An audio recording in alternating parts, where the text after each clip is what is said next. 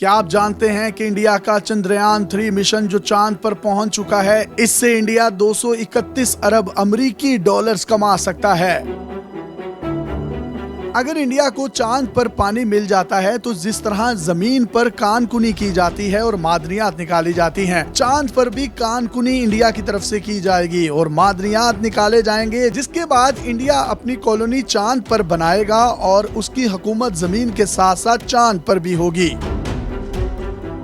चंद्रयान ने चांद के जनूबी कुतुब पर लैंडिंग की। ये चांद का सबसे मुश्किल हिस्सा समझा जाता है। यहाँ लैंडिंग इसलिए लगभग नामुमकिन है क्योंकि इस हिस्से की सतह गैर हमवार है। यहाँ सूरज की रोशनी बहुत कम पहुँचती है, जिसकी वजह से कहा जाता है कि ये हिस्सा अंधेरे में डूबा हुआ है।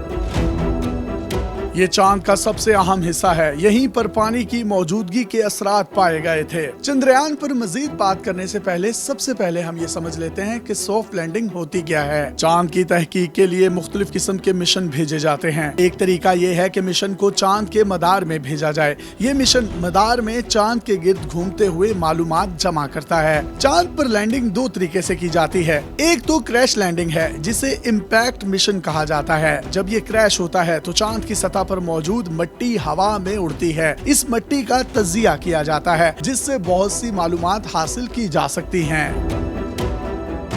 चांद पर लैंडिंग का दूसरा तरीका सॉफ्ट लैंडिंग है। इसमें लूनर मिशन से पूरा लैंडर भेजा जाता है। ये चांद की सतह पर क्रैश नहीं होता, बल्कि इंतहाई एहतियात के साथ उतरता है। भारत ने चंद्रयान 3 मिशन 14 जुलाई को भेजा, जो कि 40 दिन के बाद चांद की सतह पर लैंड किया।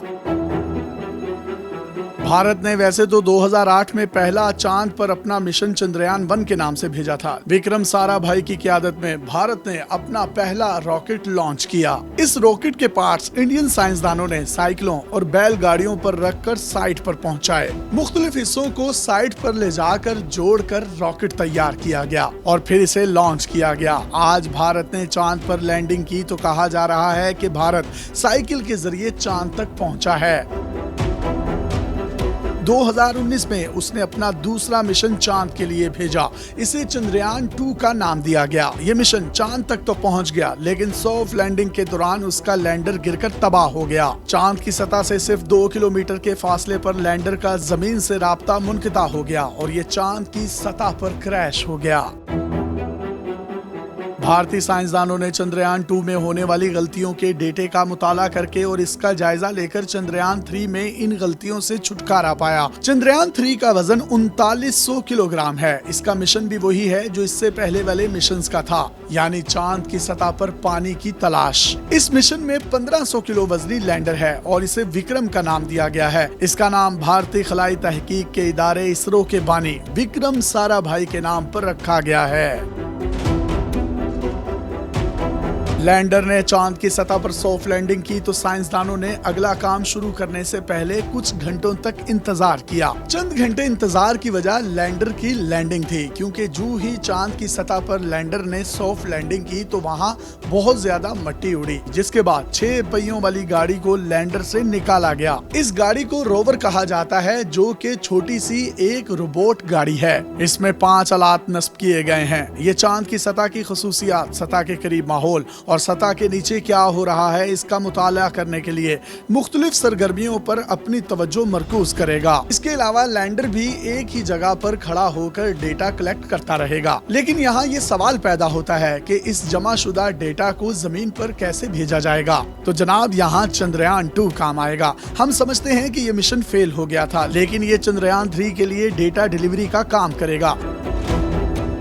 चंद्रयान की सबसे हैरानकुन बात इसका इंतहाई सस्ता होना है। चंद्रयान 3 का बजट सिर्फ $74 मिलियन है। ये पैसे इतने कम हैं कि इतने में तो हॉलीवुड की कोई साइंस फिक्शन फिल्म भी नहीं बनती। इसका अंदाजा आप इससे लगाएं कि नासा के मिशन पर $93 अरब खर्च किए जाएंगे। ये 2025 में लॉन्च किया जाएगा, जबकि चाइना का सॉफ्ट लैंडिंग के लिए चांद पर जो खर्चा आया वो तकरीबन $13 अरब था। बहुत से लोगों के जहन में ये सवाल आता होगा कि ये ममालिक चांद पर आखिर पहुंचकर करना क्या चाहते हैं और आखिर इतने पैसे खर्च करने का इन ममालिक को फायदा क्या है। साइंसदानों का मानना है कि चांद डीप स्पेस का गेटवे हो सकता है। अगर चांद पर जिंदगी को जिला बख्शने वाले वसाइल मुहैया हो जाते हैं तो इंसान खला में मजीद गहराई तक जा सकता है और नई दुनियाओं की दरियाफ्त कर सकता है। अगर चांद पर ठोस हालत में जमी हुई बर्फ मिल जाती है तो इसको पिघलाकर पानी बनाया जाएगा, जिसके बाद यहाँ पर आउट स्टेशन कायम किए जाएंगे। आइंदा चंद दहाइयों के दौरान चांद पर बाकायदा इंसानी आबादियां बसाई जाएंगी। हजारों लोग यहाँ रिहाइश इख्तियार कर लेंगे। इससे चांद की एक अलग मैशियत जन्म लेगी। लोगों को चांद पर लाया और ले जाया जाएगा, उन्हें ट्रांसपोर्ट और डेटा फराहम किया जाएगा। चांद पर मौजूद वसाइल से फायदा उठाया जाएगा। PwC नामी एक इदारे ने चांद की मैशियत के हवाले से अपनी एक रिपोर्ट जारी की है। इसमें चांद की मैशियत की पेशगोई की गई है। रिपोर्ट के मुताबिक अगले 20 सालों के दौरान चांद की इकोनॉमी का 51% अमेरिका के कंट्रोल में होगा। चीन, जापान और एशिया के दूसरे मुल्कों का हिस्सा 30%, जबकि यूरोपीय यूनियन और इंडिया का चांद की मैशियत में हिस्सा 18% होगा। 2040 तक चांद इंडिया की मैशियत से 231 अरब अमेरिकी डॉलर्स कमा सकता है। इससे बखूबी अंदाजा लगाया जा सकता है कि चांद पर पहुंचने की दौड़ में इतनी तेजी आखिरकार क्यों आई हुई है।